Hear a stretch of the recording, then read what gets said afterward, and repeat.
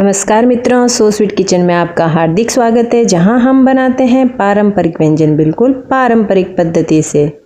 तो पिछले सप्ताह हमारे राजस्थान में कजरी तीज का उत्सव मनाया गया, जिसमें सुहागिनें अपने पति की लंबी उम्र की कामना करते हुए निराहार व्रत करती हैं। शाम को तीज माता की पूजा कर नैवेद्य में सत्तू अर्पित करके उपवास छोड़ती हैं। उसके बाद कृष्ण जन्माष्टमी का पर्व आया, जिसमें लड्डू गोपाल को पंचामृत से, सुगंधित द्रव्य से, केशर युक्त जल से, गंगा जल से अभिषेक और स्नान कराकर उसके बाद इनका श्रृंगार किया जाता है और फिर झूले में बिठाया जाता है। आपके यहाँ जन्माष्टमी कैसे मनाते हैं हमें कमेंट में ज़रूर बताइएगा।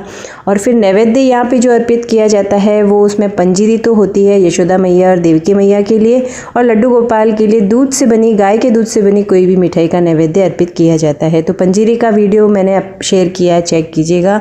उसके बाद राजस्थान में आता है बच बारस का पर्व। तो ये जो व्रत होता है ये महिलाएं अपने संतान की सुख समृद्धि के लिए करती हैं।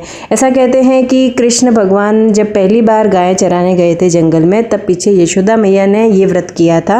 बचबारस का व्रत संतान के लिए व्रत होता है, इसलिए लाल और पीले वस्त्र महिलाएं पहनती हैं और बछड़े वाली गाय की पूजा की जाती है। नैवेद्य में बेसन के लड्डू, सत्तू के लड्डू या फिर बूंदी के लड्डू अर्पित किए जाते हैं। बूंदी के लड्डू का रेसिपी वीडियो चाहिए तो कमेंट कीजिएगा।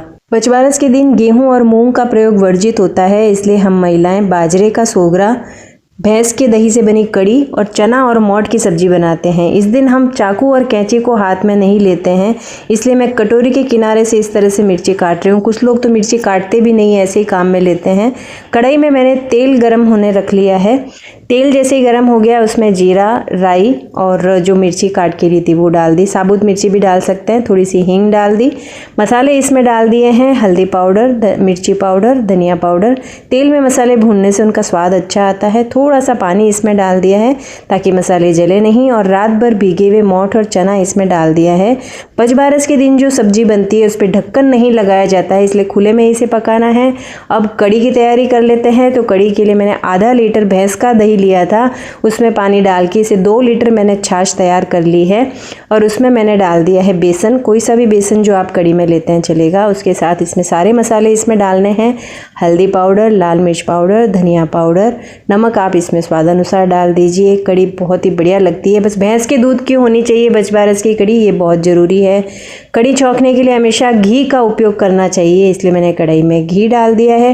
घी गर्म होते ही उसमें जीरा, राई, थोड़ा सा मेथी दाना मेरी माँ डालती, बहुत अच्छा लगता है, और हरी मिर्च और कड़ी पत्ता अगर डालना चाहे तो डाल सकते हैं।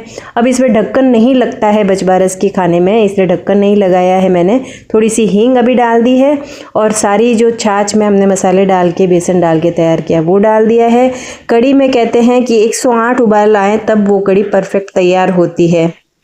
तो बचबारस के दिन कोई भी सब्जी, कड़ी ढक्कन लगा के नहीं पकाई जाती, उसकी कथा में ऐसा आया है, तो उस चीज़ का ध्यान रखना पड़ता है। कड़ी तैयार है तो सोगरा इसके साथ बन जाता है।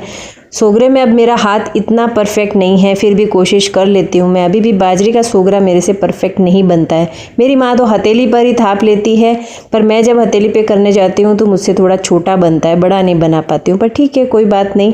तो बाजरे का सोगरा, थोड़ा सा तिल मैंने इस पर लगा दिया था, उससे स्वाद अच्छा आता है।